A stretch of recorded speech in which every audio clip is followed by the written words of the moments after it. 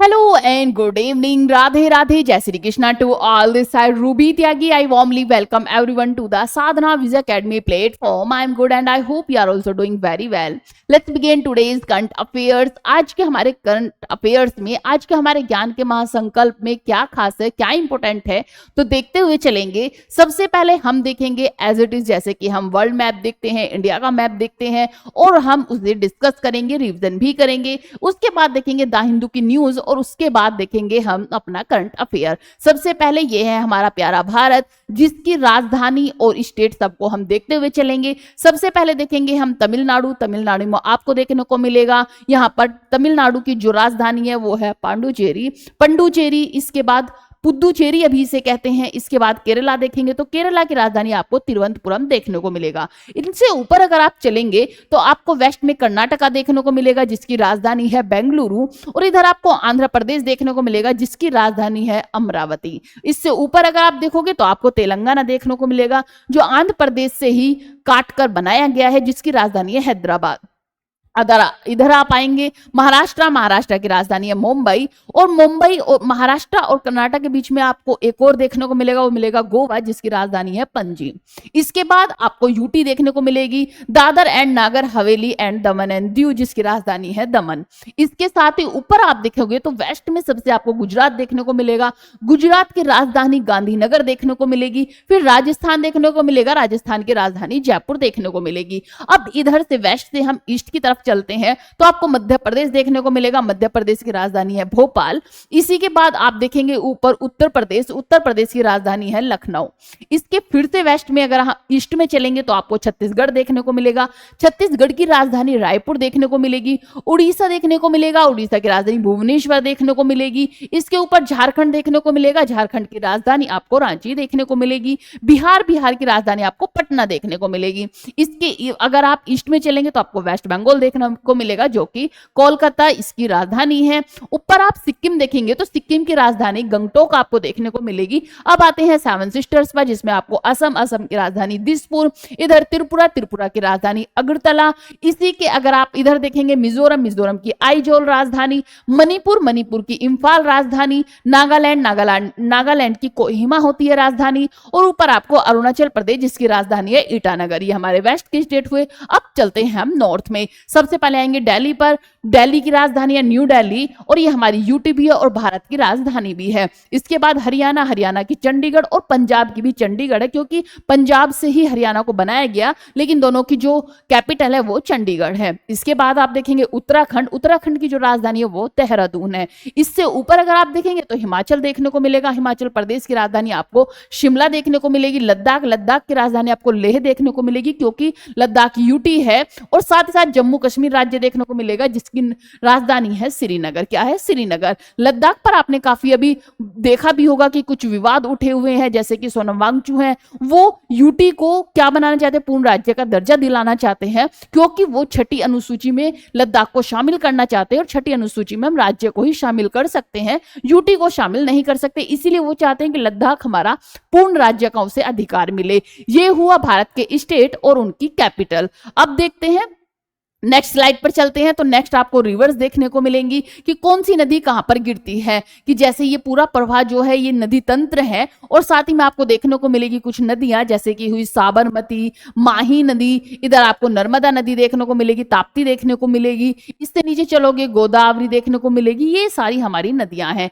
कुछ बंगाल की खाड़ी में गिरती है, बे ऑफ बंगाल में, और कुछ गिरती है हमारी अरेबियन सी में, अरब सागर में। चलते हैं नेक्स्ट। यहाँ पर भी ये रिवर्स एंड लेक्स दी गई हैं कि कौन कौन सी रिवर है, कौन कौन सी लेक है। जैसे कि अगर आप यहाँ देखेंगे साबरमती नदी हुई, माही नदी हुई, नर्मदा नदी हुई, ताप्ती नदी हुई, ये सब कहाँ गिरती है? ये गिरती है अरब सागर में। इधर आप यहाँ पे भी कुछ जुआरी हुई, शरावती हुई, पुंबा हुई, ये नदियां भी हमारे अरब सागर में गिरती है। इसके लिए हम अलग से एक मैप में लेकर आएंगे कि कौन सी नदी अरब सागर में गिरती है और कौन सी हमारी बे ऑफ बंगाल में। लास्ट क्लास में हमने किया भी था, अब की बार हमने स्किप किया कि आप इसमें खुद खुद से ढूंढेंगे कि अरब सागर में कौन सी नदियां गिरती है, बे ऑफ बंगाल में कौन सी नदियां गिरती हैं, और मुझे कमेंट बॉक्स में बताएंगे कि ये नदियां इसमें गिरती हैं। हम कल फिर से इसका रिवीजन करेंगे। चलते हैं, इसके बाद ये आप देख ही रहे होंगे कि यहाँ पे गुजरात से इधर आपको गल्फ ऑफ कच्छ देखने को मिलेगा, यहाँ पर गल्फ ऑफ खंबात देखने को मिलेगा, नदी नर्मदा नदी, ताप्ती नदी, मैंने आपको जो मध्य प्रदेश पढ़ाया था तो उसमें बताया था कि एक दूसरे के लगभग समांतर चलती हुई क्रॉस करती है और कहां पर गिरती है, अरब सागर में गिरती है। इसी के साथ में जैसे ही गोदावरी हुई, कृष्णा नदी, ये कहां पर गिरती है, ये बे ऑफ बंगाल में गिरती है। कावेरी हुई इधर, ये भी कहां पर गिरती है, बे ऑफ बंगाल में गिरती है। इधर आप ये नदी तंत्र देखेंगे जो कि बांग्लादेश इधर आपको देखने को मिलेगा, इधर म्यांमार देखने को मिलेगा, लाओस, वियतनाम, थाईलैंड और कंबोडिया, ये आपको कुछ देश देखने को मिलेंगे। साथ ही ऊपर आपको चाइना देखने को मिलेगा, इधर पाकिस्तान और इधर अफगानिस्तान आपको देखने को मिलेगा। ये आपको इंडस नदी देखने को मिलेगी जो कि यहाँ से होते हुए ऐसे गुजर रही है और ये गिरती है कहां पर, अरब सागर में जाकर।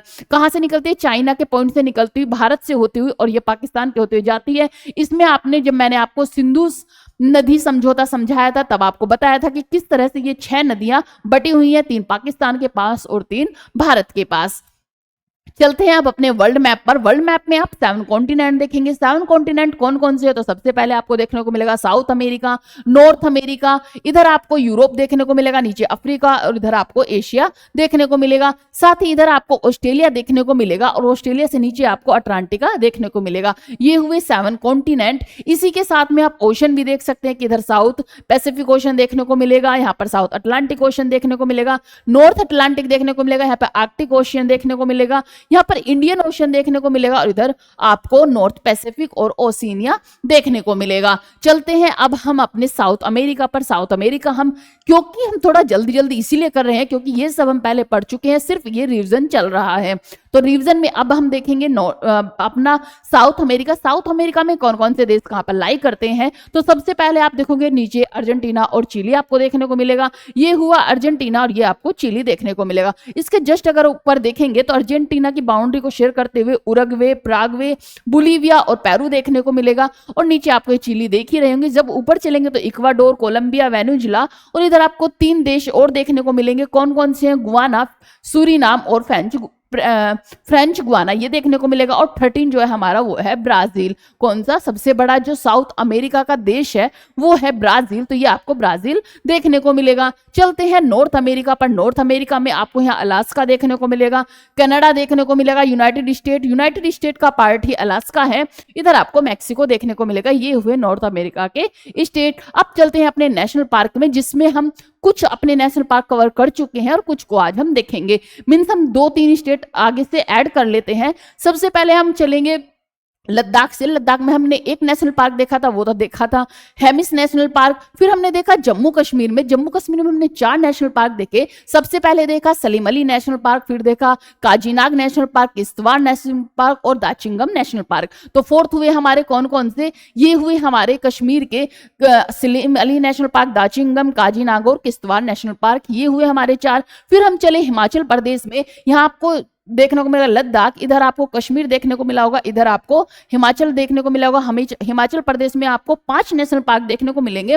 5 नेशनल पार्क कौन कौन से हैं, तो आप देखेंगे ग्रेट हिमालय, खीरगंगा, इंदरकीला, पिन वैली और Simbalbara national park. Great Himalaya, Inderkila, Kheerganga, Pin valley और सिंबलबारा, ये हमारे नेशनल पार्क हुए। इसके बाद क्योंकि ये मैंने आपको रिवीजन करा दी है इसलिए आपको एक लैब में और जल्दी जल्दी फास्ट करा रही हूँ। जो हमने नहीं करा है उसे हम 2-3 बार रिवीजन जरूर करेंगे। इसके बाद चलते हैं हम पंजाब में। पंजाब में कोई नेशनल पार्क नहीं है। फिर हमने हरियाणा देखा था। हरियाणा में हमने 2 नेशनल पार्क देखे थे, कालेश्वर और सुल्तानपुर नेशनल पार्क, ये 2 हमारे नेशनल पार्क हुए। इसके बाद हमने देखा था उत्तर प्रदेश में एक नेशनल पार्क जो कि दुधवा नेशनल पार्क है और बिहार में देखा था एक नेशनल पार्क जो कि हमारा वाल्मीकि नेशनल पार्क है।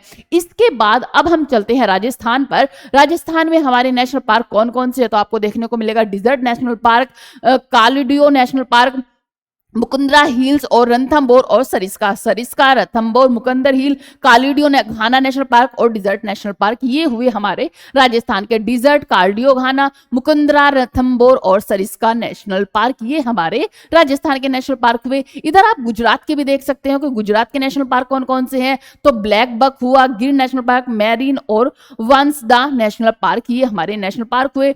ब्लैक बक, गिर, मैरीन और वांसदा नेशनल पार्क। गुजरात के हुए, ये हमने ऐड किया। अब देखते हैं, हम थोड़ा सा देख लेते हैं, बिहार भी हमारा हो गया है, ये यूपी हो गया, बिहार हो गया। अच्छा, उत्तराखंड का हमारा बाकी रह गया। उत्तराखंड में कौन कौन से थे? 6 नेशनल पार्क है। कौन कौन से? तो Corbett, Gangotri, Govind national park, Nanda Devi, Rajaji valley of flowers. कौन कौन से हैं? तो सबसे पहले Corbett, Gangotri, Govind national park, Rajaji, Nanda Devi, फिर देखेंगे वैली ऑफ फ्लावर्स। ये हमारे हुए कहाँ के नेशनल पार्क? उत्तराखंड के नेशनल पार्क। ये नेशनल पार्क देखिए, एक हमने सिक्किम का भी देखा था जिसका था कंचनजंगा नेशनल पार्क। कौन सा था? कंचनजंगा नेशनल पार्क, जो हमारा सिक्किम में स्थित है। इसके बाद अब चलते हैं हम, थोड़ा सा आप असम के देख सकते हैं। हमने 2 ऐड किए, राजस्थान और गुजरात, और एक असम। 3 को हम देखेंगे। गुजरात में, राजस्थान में कौन कौन से थे? डिजर्ट, कार्डियो, घाना, मुकंदरा, रणथंभौर, सरिस्का। गुजरात में कौन कौन से? ब्लैक बक, गिर मैरिन और वानेसदा। अब चलते हैं हम इधर असम में। असम में हमें 7 नेशनल पार्क देखने को मिलेंगे। 7 कौन कौन से है? तो डिब्रूगढ़, काजीरंग, मानस, नामेरी, औरंग, रायमोना और दिहंग पटकाई, ये नेशनल पार्क है। कौन कौन से? एक लय में याद करते हुए चलेंगे। डिब्रूगढ़, काजीरंगा, मानस, नामेरी, औरंग, रायमोना और देवंग पटकाई। इसमें आप देख लेंगे, फिर से देखो, डिब्रूगढ़, सिकोवा, काजीरंगा, मानस, नावेरी, औरंग, रायमोना और दिहंग पटकाई, ये नेशनल पार्क हुए हमारे असम के। आज हम इतना ही रखेंगे, इसके बाद फिर हम चलेंगे। कल हम जो हमारे वेस्ट के हैं, उन ईस्ट के, सॉरी, जो ईस्ट के नेशनल पार्क है उनमें से कुछ को कवर करेंगे, क्योंकि ईस्ट में आपको काफी नेशनल पार्क देखने को मिल रहे होंगे। और आपको ये भी आपने नोटिस किया होगा कि इधर के जो नेशनल पार्क है काफी ज्यादा है, क्योंकि इधर फॉरेस्ट बहुत ज्यादा पाए जाते हैं। फॉरेस्ट है यहाँ पर। यहाँ भी आप देखेंगे कि आप गंगा नदी का डेल्टा, ब्रह्मपुत्र नदी का डेल्टा, गोदावरी का डेल्टा, ये सब देखने को मिलेगा। इसलिए यहाँ पर नेशनल पार्क भी काफी मात्रा में पाए जाते हैं। ये हुआ, नेक्स्ट स्लाइड पर चलते हैं। ये हुआ हमारा प्यारा भारत, ये आप देख सकते हैं। अच्छा, आप कर्क रेखा देखेंगे कि भारत की कहां से कहां तक गुजरती है, तो आप देखेंगे कि कर्क रेखा हमारे गुजरात से होती हुई, राजस्थान को क्रॉस करती हुई, फिर मध्य प्रदेश को काटती हुई, इधर छत्तीसगढ़ में एंट्री कर झारखंड, वेस्ट बंगाल से क्रॉस करती हुई तब त्रिपुरा और मिजोरम को कवर करती हुई, ये है कर्क रेखा, जो कि 8 स्टेट से गुजरती है। कौन कौन सा? तो आप देखेंगे गुजरात, राजस्थान, मध्य प्रदेश के बाद आपको देखने को मिलेगा झारखंड, फिर देखने को मिलेगा वेस्ट बंगाल, फिर त्रिपुरा, और आपको देखने को मिलेगा मिजोरम। एक हमारा रह गया छत्तीसगढ़। मध्य प्रदेश के बाद छत्तीसगढ़, झारखंड और वेस्ट बंगाल। फिर से देख लेंगे, गुजरात, राजस्थान, मध्य प्रदेश के बाद आपको छत्तीसगढ़ देखने को मिलेगा, फिर झारखंड देखने को मिलेगा, वेस्ट बंगाल देखने को मिलेगा, त्रिपुरा देखने को मिलेगा, और सबसे लास्ट में आपको मिजोरम देखने को मिलेगा। यहाँ पर आपको क्या मिलेगा? मिजोरम देखने को मिलेगा। ये हमारे 8 स्टेट हुए जो कि कर्क रेखा जिनसे होकर गुजरती है, और ये क्वेश्चन काफी बार हमारे उसमें पूछा भी जाता है। ये है काजीरंगा नेशनल पार्क, जो कि हमारा कहां पर है? असम में स्थित है। असम में जो एक हथनी थी, उसने एक बच्चे को जन्म दिया, और वो जो मादा हथनी थी, उसने जिस बच्चे को जन्म दिया उसका नाम रखा गया मायाबीनी। क्या रखा गया? मायाबीनी। अब आप पूछोगे कि मायाबीनी नाम ही तो रखा गया है, आखिर इसमें क्या ऐसा इंपॉर्टेंट है, क्या महत्वपूर्ण है कि हम इस न्यूज को पढ़ रहे हैं? तो असम के एक बहुत ही फेमस सिंगर थे जुबिन गर्ग। कौन थे? जुबिन गर्ग। यहाँ पर देखेंगे कि ये जुबिन गर्ग थे, काफी फेमस जो वहां के सिंगर थे। जब उनका देहांत हुआ, उनकी अंतिम यात्रा निकाली गई, तो बहुत बड़ी तादाद में भीड़ उनके पीछे गई। शायद विश्व की थर्ड ऐसी भीड़ थी जो किसी के पीछे इतनी भीड़ पाई गई। उन्हीं की याद में एक मायाबीनी जो उनका गाना था, उसके नाम पर इस बच्चे का नाम रखा गया मायाबीनी। बच्चा का नाम था किसका? मादा हाथी का जो बच्चा था उसका नाम क्या रखा गया? मायाबीनी रखा गया। ये हुआ। इनकी कब हुआ था? तो इनका 19 सितंबर को सिंगापुर में निधन हुआ था, और इनकी ही उसमें याद में इसे रखा गया था। मुख्य बात क्या है कि यह बच्ची जो कुआरी नाम की एक पुरानी मादा है, उसका नाम क्या है? जो मादा ने बच्चा दिया है वो है कुआरी नाम की मादा है, कि दूसरी संतान है उसकी, वो दूसरी संतान है, जिसका नाम क्या रखा गया? मायाबीनी रखा गया है। उसका जन्म कब हुआ था? तो वो 4 अक्टूबर को हुआ था। असम के जो वन मंत्री वो कौन है? चंद्रमोहन पोटावरी ने बताया कि उनका नाम जनता के स्नेह और शुभ भावना से जोड़ा गया है। नई जिंदगी, आशा और जंगल में सौहार्द लाने के लिए उनका नाम मायाबीनी रखा गया। किसके लिए? जो जुबिन गर्ग का फेमस गीत था, कौन सा? मायाबीनी, आपने सुना होगा। ये हुआ। इसके बाद चलते हैं, आप जानते हैं कि वांगचुक जो है, सोनम वांगचुक, उनकी खबरें आ रही हैं क्या हुआ है, तो उन्हें नजरबंद कर दिया गया है, उन्हें हिरासत में ले लिया गया है। क्यों लिया गया है, तो ये सब चीजें क्योंकि इन्होंने क्या किया था कि एक 10 सितंबर को अपनी भूख हड़ताल शुरू की थी। 10 सितंबर से इन्होंने अपनी भूख हड़ताल शुरू की थी और ये 15 लोगों ने इन्होंने भूख हड़ताल की। कुछ लोगों की तबीयत एकदम से खराब होने की वजह से उन्हें हॉस्पिटलाइज किया गया। हॉस्पिटलाइज किया जाने के बाद क्या हुआ कि सोशल मीडिया पर कुछ युवाओं ने एक संगठन बनाया और उन्होंने लद्दाख में जाने का अपना एक वो बनाया कि हम एक वहां पर अपना प्रोटेस्ट करेंगे। जब वो प्रोटेस्ट हुआ तो क्योंकि जो वांगचुक है वो बहुत ही शांति प्रिय अपने आप को बता रहे थे, शांति प्रिय कह रहे थे, बहुत से उन्होंने महान कार्य भी किए हैं, बहुत अच्छे कार्य वहां पर किए हैं लद्दाख में। आपने 3 इडियट मूवी देखी होगी, उसमें जो आमिर खान अपना रोल निभा रहे थे वो वांगचुक से रिलेटेड माना जा रहा था और उन्हीं पर वो बताई जाती है कि वो मूवी उन्हीं पर बनाई गई थी। इसी के लिए क्या हुआ कि वांगचुक ने एक आंदोलन किया। आंदोलन क्यों किया, क्योंकि 4 मांगे थी, 4 मांग कौन कौन सी थी। पहला था कि लद्दाख को यूटी से हटाकर पूर्ण राज्य बनाया जाए। अब वो पूर्ण राज्य का क्यों कह रहे थे, क्योंकि वो पहले चाहते थे कि यूटी बने, अब पूर्ण राज्य क्यों कह रहे हैं, क्योंकि वो लद्दाख को 6ठी अनुसूची में शामिल कराना चाहते हैं और 6ठी अनुसूची में हम उसे ही शामिल कर सकते हैं जो राज्य होते हैं। तो वो चाहते हैं कि लद्दाख पूर्ण राज्य का उनसे जो पूर्ण राज्य उसका दर्जा मिले। साथ ही सेकंड उनका था कि उसे 6ठी अनुसूची में शामिल किया जाए। थर्ड था उनका कि जो वहां के लोग हैं उन्हें सरकारी नौकरी दी जाए, उन्हें उसमें भी उन्हें पार्टिसिपेट करने का मौका दिया जाए। और फोर्थ था उनका, ये हुई 6ठी अनुसूची, और फोर्थ था जो लद्दाख है, थर्ड ये वो थी, फोर्थ मैं भी याद करके बताती हूँ, थोड़ा मैं स्किप हो गई।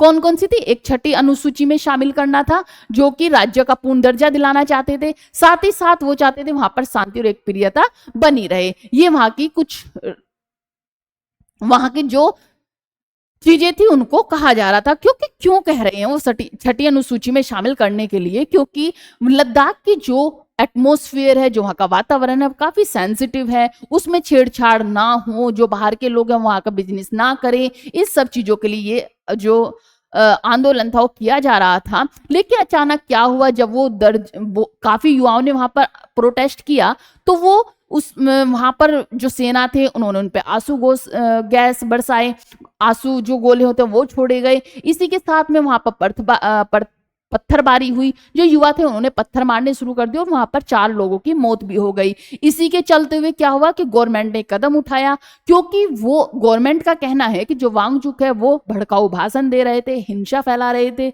इसी के साथ में तो ये सब चीजें की गई थी, इसलिए उन्हें नजरबंद कर दिया गया, उन्हें गिरफ्तार किया गया और उन्हें लद्दाख से लाकर जेल में रखा गया है। ऐसा वहां की जो चीजें हैं वो बताई गई। और उनकी 4 मांगे थी, वो कौन कौन सी थी मैंने आपको बताई, 3 आपको बता दी। 6ठी अनुसूची में वो शामिल होना चाहते थे, पूर्ण राज्य दर्जा चाहते थे, वहां के जो लोग हैं वो नौकरी पाए, वो सब चाहते थे। ये उनकी कुछ मांगे थी। चलते हैं नेक्स्ट पर। सेकंड है, मैंने आपको बताया था कि बाहर अभी ब्रिटेन से 100 लोग जो है वो कहां पर आए हुए हैं, मुंबई में आए हुए हैं। किस लिए, बिजनेस बढ़ाने के लिए, यहाँ पर विश्वविद्यालय खोलने के लिए। कुछ बैंक के सीईओ भी आए हुए हैं, जिससे कि यूके अपना यहाँ पर अपने जो व्यापार है उसे बढ़ा सके और कुछ समझौते कर सके। ये एक हुई। इसी के साथ में भारत और ब्रिटेन के बीच एक नौसेना का अभ्यास चल रहा है, जो कि एक्सरसाइज कोनकन, कौन सी एक्सरसाइज कोनकन चल रही है, जो कि 4 दिवसीय हमारी समुद्री युद्ध अभ्यास है, जो कि भारतीय महासागर के पश्चिमी भाग में किया जा रहा है। ये हुई। उसके साथ में और कौन कौन सी एक्सरसाइज होती हैं, तो होती है सबसे पहले आप कोनकन देखेंगे, अजय वॉरियर, इंद्रधनुष और कोनकन शक्ति। ये 4 जो एक्सरसाइज है वो हमारी यूके ब्रिटेन के साथ में कंडक्ट कराई जाती है। इसके बाद हुई ये हुई अब जयशंकर प्रसाद से रिलेटेड कुछ न्यूज है कि इन्होंने कहा है कि कोई भी अदर कंट्री कितनी भी शक्तिशाली हो, भारत को दबाव में नहीं रख सकती। भारत सिर्फ उसी कार्य को करेगा जिससे कि भारत को हित मिले या फिर भारत का लाभ हो, वो किसी के भी दबाव में कोई भी कार्य नहीं करेगा। इसी के साथ देख सकते हैं आप कि क्या कहा इन्होंने कि विदेश मंत्री डॉक्टर एस जयशंकर ने कहा कि भारत और अमेरिका के बीच जो भी व्यापारिक समझौता होगा उसमें भारत की रेड लाइंस यानी राष्ट्रीय हितों और सीमाओं का सम्मान किया जाना चाहिए। अनिवार्य है। उन्होंने यह भी बात कही, ये बात तब कही जब भारत और अमेरिका के बीच हालात जो है वो शुल्क को लेकर, व्यापार नीतियों को लेकर मतभेद बढ़े हुए हैं। जैसे कि आप जानते हैं कि ट्रंप ने काफी टैरिफ भारत पर थोपे हुए हैं, उसी के चलते हुए उन्होंने ये सब चीजें कही कि हम किसी के दबाव में आने वाले नहीं हैं। रेड लाइंस का मतलब क्या है कि रेड लाइन से जयशंकर का तात्पर्य है कि भारत अपने राष्ट्रीय आर्थिक हितों, व्यापारिक स्वायत्ता और नीतिगत सीमाओं से समझौता नहीं करेगा। साथ ही अगर कोई मुद्दा ऐसा होता है जैसे कि जिस पर भारत बात कर सकता है उस पर बात करेगा, लेकिन अगर संभव नहीं है तो वो उस पर बात नहीं करेगा। ऐसा इन्होंने अपना मत दिया। प्रधानमंत्री नरेंद्र मोदी और राष्ट्रपति डोनाल्ड ट्रंप के बीच हाल ही में बातचीत हुई, जिसके बाद दोनों देशों ने एक नए व्यापार समझौते पर काम शुरू किया है। जयशंकर ने यह भी कहा, हमारे और अमेरिका के बीच आज कई मुद्दे हैं। बड़ी समस्या यह है कि अब तक हम व्यापारिक चर्चाओं पर कोई ठोस समाधान नहीं निकाल पाए हैं। ये सब चीजें ऐसे ही चल रही है। ये सब चीजें रहा। अब चलते हैं, एक यहां पर आते हैं कि कोरल ट्रायंगल क्या है। ये है कोरल ट्रायंगल। इसके किस चीज के लिए ये प्रोटेक्ट की जा रही है, थ्रेटन दी जा रही है, क्या है ये, इसे क्यों प्रोटेक्ट किया जा रहा है, तो आप देखेंगे कि इस परियोजना का क्या है। फिलीपींस ने एक कोरल ट्रायंगल चलाया है। कोरल ट्रायंगल क्या है तो देखते हैं। जो कोरल ट्रायंगल है क्षेत्र दुनिया पहला कोरल जो लार्वे होते हैं क्रियोबैंक्स ने शुरू किया है। ये क्रियोबैंक में क्या है कि क्रियोबैंक में मूंगे के जो लार्वा होते हैं, किसके, मूंगे के लार्वा यानी उनके सूक्ष्म बीज जो होते हैं वे बहुत कम तापमान पर जमा कर, मीन्स उन्हें फ्रीज कर कर रखा जाएगा कि कभी अगर आपदा आती है या फिर हमें लार्वा की समस्या आती है तो हम उनसे फिर उन्हें उगा सकें। तो उनके बीज को क्या किया जा रहा है, फ्रीज किया जा रहा है। क्यों किया जा रहा है कि बाद में इन्हें खराब या नष्ट होने हुए कोरल जो लीफ है को पुनर्जीवित करने के लिए प्रयोग किया जाता है। अब आप कहोगे कि आखिर ऐसा लार्वे, इस मूंगे के लार्वे में क्या है कि ये इतना इंपॉर्टेंट है कि एक मतलब देश ने एक पूरा सिस्टम, एक प्रोसेस चलाया है। ट्रायंगल जो कि कौन सा है कि वो है कोरल ट्रायंगल। तो ये क्या है तो आप देखेंगे कि कोरल ट्रायंगल जो है वो समुद्र का अमेज़न माना जाता है। क्यों माना जाता है, जैसे पृथ्वी का जो फेफड़े हैं वो किसे माना जाता है, पृथ्वी के लंग्स किसे माना जाता है, अमेज़न फॉरेस्ट को माना जाता है कि काफी जो पूरा पृथ्वी है उसकी जो कार्बोहाइड्रेट है या फिर CO2 गैस को वो एब्जॉर्ब करता है और हमें ऑक्सीजन देता है। इसी तरह से समुद्र का अमेज़न माना जाता है इन लार्वा को। क्यों माना जाता है कि 57 लाख वर्ग किलोमीटर का विशाल क्षेत्र है जिसमें कौन कौन स्थित है, जैसे कि इंडोनेशिया हुआ, मलेशिया हुआ, पापुआ न्यू गिनी हुआ, साथ ही फिलीपींस हुआ, सुलेमान आइलैंड्स हुआ और तिमोर लिस्ते शामिल है। ये दुनिया की 75% से अधिक कोरल प्रजातियां पाई जाती हैं। लगभग 12 करोड़ लोगों की आजीविका इस पर निर्भर होती है। इस पर निर्भर है कितनी, 75% से अधिक कोरल प्रजातियां पाई जाती हैं इसी जो हमारा कोरल ट्रायंगल है। समस्या क्या है कि इससे क्या होगा, अगर इसकी कमी आती है तो उससे हमारा जलवायु परिवर्तन हो रहा है, समुद्री प्रदूषण होता है, अत्यधिक मछली पकड़ना, महासागरों का अम्लीकरण होना, तापमान में वृद्धि।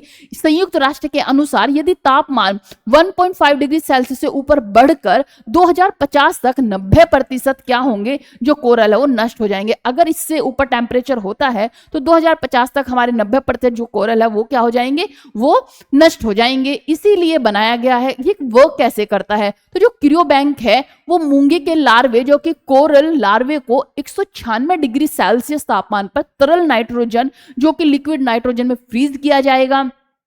इससे मूंगे के जो जनिक होंगे, जो जेनेटिक होंगे, गुणों और विविधता, जो डाइवर्सिटी को भविष्य के लिए सुरक्षित रखा जा सकेगा। साथ ही साथ जब किसी क्षेत्र में कोरल लीफ नष्ट हो जाए तो वह फ्रोजन लार्वा को दोबारा जीवित करके वहां लगाया जा सकेगा। ये इसका कार्य होगा। उद्देश्य क्या है कि भविष्य के लिए जेनेटिक इंश्योरेंस पॉलिसी तैयार करना, मूंगे की लुप्तप्राय प्रजातियां जो कि इंडेंजर्ड है स्पेसीज को बचाना, खराब हुए जो कोरल रीफ को पुनर्जीवित करना, समुद्री परिस्थिति तंत्र को, जो मैरिन इकोसिस्टम को स्थिर बनाए रखना, ये इसका उद्देश्य है। क्यों परियोजना महत्वपूर्ण है, तो मैंने आपको बताया मूंगे जो है समुद्र के लंग्स हैं, यानी 25% समुद्री जीवों का आश्रय इसी परिस्थिति निर्भर करता है, किस पर, जो ये मूंगे के लार्वा हैं। सेकंड, ये जलवायु नियंत्रण में मदद करते हैं और तटीय इलाकों को तूफानों से भी बचाते हैं। थर्ड क्या है कि जो कोरल क्रियो बैंक से दुनिया को एक सुरक्षित बीज भंडार सीड बैंक फॉर ओशियंस मिलेगा। यह आने वाली पीढ़ियों के लिए समुद्री जैव विविधता, मैरीन जो बॉडी डाइवर्सिटी, बायोडाइवर्सिटी को बचाने का एक अभिनव कदम भी होगा। आगे की परियोजना है कि फिलीपींस ने लक्ष्य रखा है कि जो कोरल ट्रायंगल के सभी देशों में ऐसे क्रियो बैंक स्थापित किए जाएं और यह प्रोजेक्ट वैश्विक सहयोग जो कि ग्लोबल कोलैबोरेशन पर आधारित हो। अब आप देखेंगे कोरल ट्रायंगल रीजन, ये है कोरल ट्रायंगल रीजन। आप यहाँ देखेंगे, यहाँ मलेशिया देखने को मिलेगा, फिलीपींस, इधर इंडोनेशिया, इधर आपको तिमोर लिस्ते देखने को मिलेगा, इधर आपको यहाँ पर पापुआ गिनी देखने को मिलेगा, सैलोमन देखने को मिलेगा। यहाँ की ये है ट्रायंगल जो कि कोरल ट्रायंगल कहा जाता है। इस तरह से आप यहाँ पे स्पष्ट रूप से देख सकते हैं, आपको क्लियर दिखाई दे रहा होगा मलेशिया, ये क्या हुआ मलेशिया, इधर फिलीपींस देखने को मिलता है, इंडोनेशिया, तिमोर लिस्ते, पापुआ गिनी और सोलेमन, ये क्या है, ये ट्रायंगल के उसमें आता है और इस तरह से ये ट्रायंगल बनाता है। नेक्स्ट न्यूज है हमारी, हाल ही में जारी 2025 आर्थिक स्वतंत्रता सूचकांक जो कि इकोनॉमिक फ्रीडम इंडेक्स है 2025 में भारत को कौन से स्थान पर प्राप्त हुआ है, तो ये हुआ है हमारा कौन सा स्थान, 128वां स्थान भारत को प्राप्त हुआ है। चलते हैं नेक्स्ट न्यूज पर। यहाँ पे आप देख सकते हैं कि आर्थिक स्वतंत्रता सूचकांक में जो कि हेरिटेज फाउंडेशन एवं जो वॉल स्ट्रीट जर्नल है उनके द्वारा जारी की गई है और कौन सा स्थान पाया भारत ने, तो इसमें पाया 128वां स्थान। कौन सा 128वां स्थान पाया है, ये हुई। नेक्स्ट न्यूज है, भारत और भूटान के बीच पहला सीमा पार रेल संपर्क किस भारतीय राज्य ने जोड़ा है, तो वो किसने जोड़ा है, असम ने। किसने, असम ने जोड़ा है। भारत भूटान का पहला सीमा पार रेल संपर्क कहां पर जोड़ा गया है, ये असम राज्य से जोड़ा गया है। इस परियोजना में असम के कोकराझार से भूटान के गैलफू तक ये रेल मार्ग बनाया जाएगा, ये काफी अहम है। इसके बाद चलते हैं, भारत और भूटान के बीच प्रस्तावित रेल संपर्क भारत के किस स्थान से भूटान के किस स्थान तक बनाया गया, तो ये कहां पर बनाया गया है, कोकराझार से गोल्फू तक बनाया गया है, ये हुआ इसका ऑप्शन बी। नेक्स्ट न्यूज है, भारत भूटान के पहले सीमा पार रेल संपर्क परियोजना और मुख्य उद्देश्य, संपर्क परियोजना का मुख्य उद्देश्य क्या रहा, तो वो रहा है व्यापार करना, पर्यटन को बढ़ाना, संपर्क को मजबूत करना, ये इसका उद्देश्य रहा है, पर्पस रहा है। चलते हैं नेक्स्ट न्यूज पर, भारत और भूटान का यह है पहला सीमा पार समझौता किस वर्ष हुआ, तो मैंने आपको बताया यह भी हुआ है 2025 में। नेक्स्ट चलते हैं, हाल ही में बेस्ट ऑफ इंडिया मेले का उद्घाटन किसके द्वारा रूस के मॉस्को में किया गया, तो वो किया गया केंद्रीय कपड़ा राज्य मंत्री पाबित्रा मार्गेरिटा के द्वारा किया गया है। कहां पर, रूस में, और कहां पर, रूस के मॉस्को में। केंद्रीय कपड़ा मंत्री जो कि पाबित्रा मार्गेरिटा हैं, उन्होंने ये किया है। बेस्ट ऑफ इंडिया मेला का आयोजन हाल ही में कहां किया गया है, तो मैंने आपको बताया मॉस्को के रूस में किया गया है। बेस्ट ऑफ इंडिया मेला का उद्घाटन किसने किया, तो वो किया कपड़ा मंत्री पाबित्रा मार्गेरिटा ने किया। बेस्ट ऑफ इंडिया मेला का मुख्य उद्देश्य क्या रहा, तो वो रहा है भारतीय कपड़ा और हस्तशिल्प उत्पादों को बढ़ावा देना, इसका पर्पस रहा है, उद्देश्य रहा है। चलते हैं नेक्स्ट न्यूज पर, पाबित्रा मार्गेरिटा किस राज्य से हैं, तो वो आते हैं असम से। कहां से, असम राज्यसभा से आते हैं। असम राज्यसभा के वो सांसद है, असम राज्यसभा के वो क्या है, सांसद हैं। इसके बाद चलते हैं, बेस्ट ऑफ इंडिया मेला भारत ने किस देश के साथ व्यापारिक संबंध मजबूत करने के लिए किया है, तो रूस के मॉस्को में, मैंने आपको बताया ये हुआ। भारत की पहली समर्पित अंतरिक्ष वेधशाला जो वेधशाला है एस्ट्रोसैट ने हाल ही में अपना संचालन के कितने वर्ष पूरे किए, तो उसने अपना 1 दशक पूरा किया है, मींस 10 साल पूरे किए हैं। एस्ट्रोसैट को कब लॉन्च किया गया, तो एस्ट्रोसैट को लॉन्च किया गया था 28 सितंबर 2015 में और 2025 में उसने अपना 1 दशक पूरा कर लिया है। एस्ट्रोसैट का प्रशिक्षण किस रॉकेट से किया गया है, तो वो किया गया है PSLV-C30 से लॉन्च किया गया है। ये एस्ट्रोसैट को PSLV-C30 रॉकेट लॉन्च किया गया है। इसके बाद चलते हैं, एस्ट्रोसैट किस प्रकार की वेधशाला है, तो वो है खगोलीय वेधशाला। कौन है, एस्ट्रोनॉमिकल है ये। इसके बाद एस्ट्रोसैट को किस एजेंसी ने विकसित किया है, तो वो क्या है, इसरो ने। किसने, इसरो ने किया है। चलते हैं नेक्स्ट क्वेश्चन पर, एस्ट्रोसैट की सबसे बड़ी विशेषता क्या है, तो वो क्या है, तो वो है मल्टी वेवलेंथ। क्या है, मल्टी वेवलेंथ है, खगोलीय अवलोकन करने में ये सक्षम है, कैपेबल है। इसके बाद चलते हैं हम, केरल सरकार ने प्राचीन जो बंदरगाह है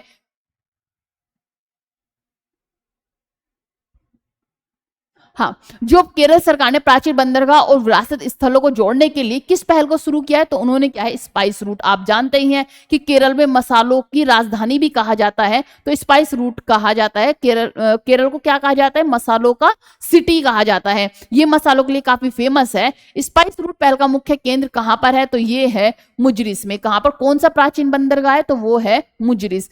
प्राचीन बंदरगाह मुजरिस, जिससे कि पहले व्यापार किया जाता था, इसका फिर से उद्घाटन किया गया है।